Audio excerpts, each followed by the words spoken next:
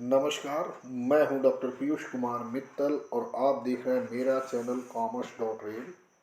आज मैं corporate accounting जो कि बीकॉम 5th सेमेस्टर का एक मेजर पेपर है, उसके कुछ इम्पोर्टेंट टॉपिक्स लेकर आया हूं, जो कि बीकॉम, टीजीटी, पीजीटी और हायर कमीशन जो असिस्टेंट प्रोफेसर की एडवर्टीजमेंट नंबर 51 की वैकेंसी है, उसके लिए भी एक इम्पॉर्टेंट टॉपिक है। तो आइए चलिए डिस्कस करते हैं। सम अंशों की पुनर्खरीद। ये सम अंशों की पुनर्खरीद क्या होती है? कहता है कि जिस तरह एक कंपनी शुरुआत में अपने शेयर्स को इशू करती है, निर्गमित करती है और मनी यानी धन की व्यवस्था करती है, ठीक है, धन प्राप्त करती है, उसी तरह बाद में जब कंपनी की स्थिति मजबूत हो जाती है, शुरुआत में तो कंपनी को पैसे की जरूरत होती है, इसलिए वो शेयर इशू करती है मार्केट में और पैसा कलेक्ट करती है। बाद में जब कंपनी की स्थिति बहुत मजबूत हो जाती है, तो वह जब कंपनी को पर्याप्त लाभ हो जाता है, सफिशिएंट प्रॉफिट होता है और कंपनी की इंटरनल पोजीशन बहुत मजबूत हो जाती है, तो कंपनी अपने ही शेयर्स को वापस क्या करती है? खरीदती है, जिसे क्या कहते हैं? सम अंशों की पुनर्खरीद या buyback of equity shares. Buyback of equity shares किस सेक्शन में आता है? तो आप बताएंगे कंपनी एक्ट 2013 की section 68। A company can buy back of its shares under section 68 of company act 2013। ठीक है, ये बहुत ही इंपॉर्टेंट लाइन है। ये जो कंपनी एक्ट 2068 लिखा हुआ है, आप देख रहे हैं ना, ये बहुत इंपॉर्टेंट है, एमसीक्यू में पूछा जा सकता है। तो आपको ये ध्यान रखना है कि कंपनी सेक्शन 68 के तहत अपने शेयर्स को बाई बैक कर सकती है, वापस खरीद सकती है। आगे देखेंगे।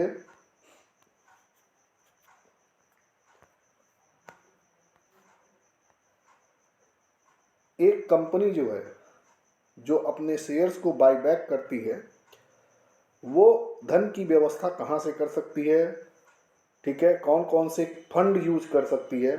तो देखिए, ये भी क्वेश्चन बहुत इंपॉर्टेंट, टॉपिक बहुत इंपॉर्टेंट है कि एक कंपनी जो है अपने लिए धन की व्यवस्था फ्री रिजर्व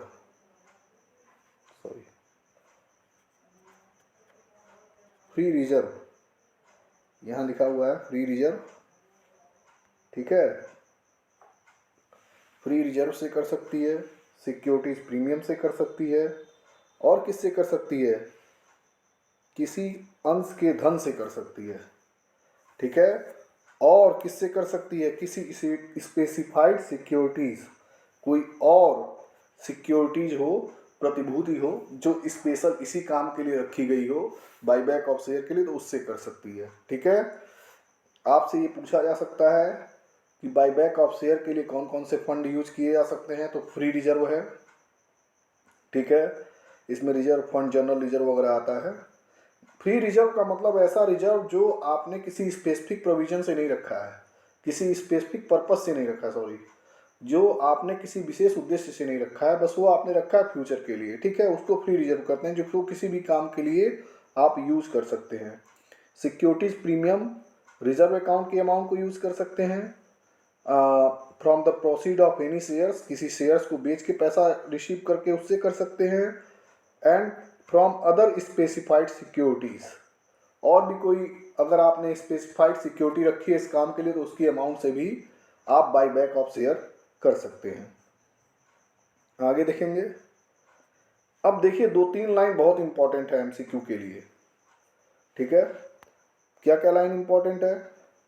इसमें कहा गया है कि एक कंपनी अपने शेयर्स को बाईबैक कर सकती है, लेकिन उसके लिए कुछ कंडीशंस हैं, और इसमें 2-3 कंडीशन बहुत इंपॉर्टेंट है।